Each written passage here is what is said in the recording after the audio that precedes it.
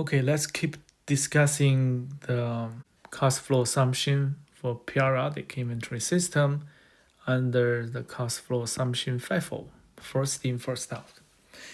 Again, for the periodic inventory system, we have all the information for this period because the inventory accounts was updated at the end of the accounting period. So here, this section on the left, this is beginning balance plus all the purchase. Okay, so this is beginning balance for 1,000 units, 550 for each unit. First purchase, 1,000 units. Second purchase, we split into two. The second purchase actually was 3,000 units, $7 for each. The last purchase, $3,000, $7.50. Why we split the March 22 purchase? The reason is we learned from prior slides that there was 6,500 units out, while the inventory number of units left was 4,500. The total of both is the 11,000, the number of units available for sale. Since it is first in, first out, so which is first in?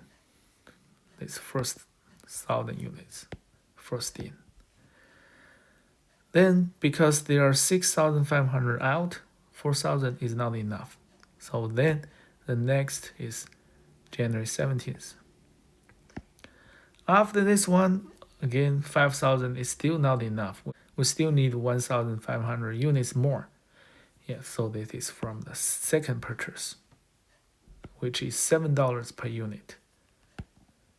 The other 1,500 will be left.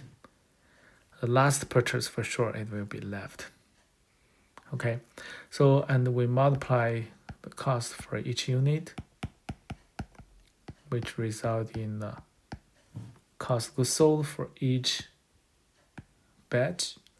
The sum of them, this is cost of goods sold for FIFO periodic inventory system. The inventories that are left, 1,500 was from the second purchase on March 22. 3,000 was from the last purchase on October 15th. We multiply their costs per unit. Then this is ending balance of inventory. You can also calculate the sum of both just equals to the 71,500. It's here. Okay. So that's the FIFO periodic, which is pretty simple, straightforward because we have all the information available. Next, let's go over the perpetual inventory system for FIFO assumption. It starts from the beginning balance, 4,000, $5.50 per unit. The balance was 22. We also post 22 here as a balance. On January 10th, there was a sales, 2,000 units out. Since on January 10th, we don't have follow-up information. We only have information on beginning balance of inventory and the sales. So for sure, the beginning balance is the first in, so it will be first out. So it is out 2,000 multiplied $5.50. So this is cost of goods sold for the first sale. Then second purchase, the first purchase, second purchase. We will add the value of this purchase to the existing balance. Okay, so this line is copied from the balance after the first sales. We add this purchase, so this goods available on January 17th. And this is the second purchase. Then we have balance on March 22. Okay, so the second sales on April 15. On this date, we only have information above. When we visit the details of the inventory, since in this example, there will be 1,500 out. So the 1,500 is from this batch of inventory, which you know is from the beginning balance of inventory. So the cost of goods sold will be 1,500 multiplied $5.50, 8,250.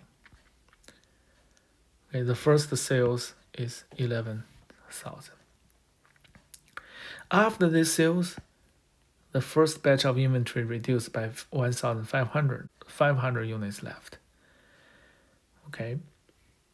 Other two inventory, to purchase doesn't change.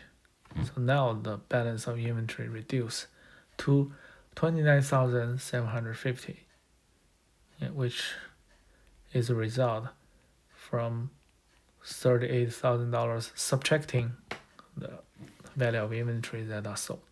Then on October 15th, one more purchase. So we will update the balance of inventory. So there's one more line, 3,000 units, $7.50. That's all the inventory available. The first three are left from second sales. Now the value increased to 52,250. Last sales. Last sales was 3,000 units. First in, first out. So this one will be out. So it number copied here. The next one, 1,000 out, number copied here. Now the first two, only 2,000, right? Not enough. So actually we need 1,500 more. So we will borrow from this batch. 1,500, $7 for each. So this batch now only have 1,500 left. So we put here. The last purchase 3,000 units, we didn't use it, so it is stay here. So this section represents ending balance inventory. The value is 33,000. And the cost of goods sold is sum of these three numbers. Next one, similarly, periodic inventory system using last in, first out assumption. Then we revisit the same information we used for FIFO. This section, we have all the inventory available. But instead, we split the inventory on January 17th to 500 each. We know 4,500 was left, 6,500 units was out. Since it is last in, first out, which inventory was last in the last purchase? The number of units 3,000. Unit cost 750 is here. Since 6,500 units out, 3,000 is not enough, then we borrow from this purchase. 3,000 units, $7 per unit. These two together only account for 6,000. We still need 500 more. So the next 500 is borrowed from the January 17 purchase. Number of units 500, cost per unit $6. Finally, we multiply the units to the cost per unit. We have the cost of goods sold, 46,500. Now we only have 4,000 units. That's the beginning balance of inventory, and half of the first purchase. Total 4,500 units. The value we just multiply the unit cost. So the ending balance inventory was 25,000. The sum of both is still 71,500. The sum of the units is still 11,000. Similarly, we can expect LIFO assumption for perpetual inventory system is also complicated. Let's again start from the first line, the beginning balance inventory.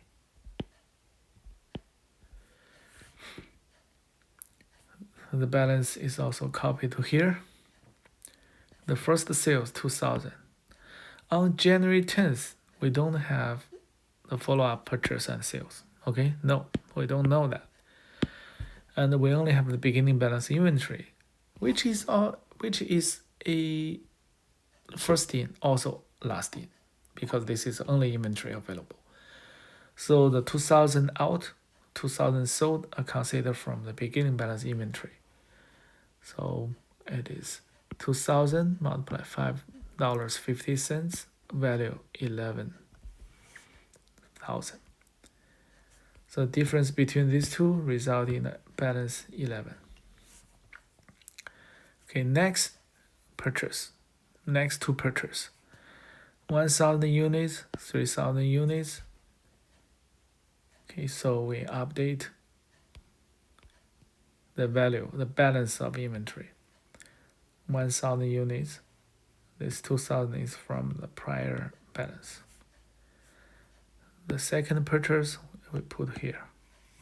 So now on March 22, we have 3 layers of inventory. 2,000 from beginning, 1,000 from January 17th, 3,000 from March 22. Total value was 38,000. Okay, so on April 15th, there was a sale, 1,500. This number of units will be out. Remember, last in, first out. If we take a look at this section I circled, which one is last in? The one was purchased on March 22. We only need 1,500 units. Okay, so the 1,500 units was from the purchase on March 22. The cost per unit was $7. So the cost of goods sold for this sale was 10,500. After this sales, the inventory changed. There's only one change, this one. It reduced from 3,000 to 1,500 because another 1,500 were sold on April 15th. Right now, the balance of inventory is 27,500. One more purchase, we keep updating the balance of inventory. 3,000, $7.50. We update to here. And all the past 3 are copied from here. The balance of inventory increased to 50,000. Next, on November 20, last sale, 3,000 units out. So here again, I circled the inventory available for sale. We need 3,000 out. Based on last in, first out, which one is last in? The one I highlight. Okay, so the cost of goods sold for this sales is 3,000 multiplied $7.50. So cost is 22,500. Then total cost of goods sold is sum of these 3.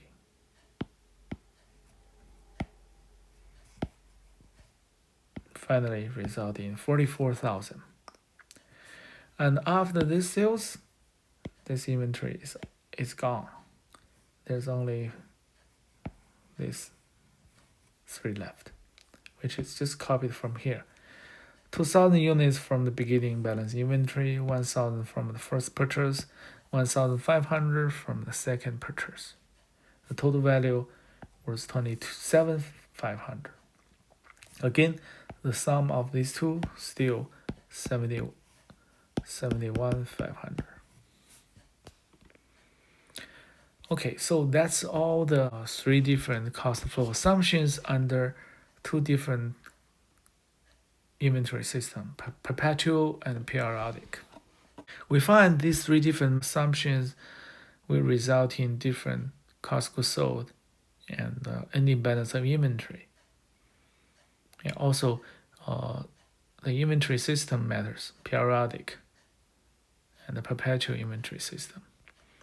But there is one exception. For the FIFO, remember, for the FIFO periodic, we get cost of goods sold 38,500. Ending balance inventory 33. Under perpetual inventory system, we get same result, cost of goods sold cost of goods sold 38,500. Ending balance inventory 33,000. Same. So actually, in conclusion, if the company uses FIFO, it will have the same result for periodic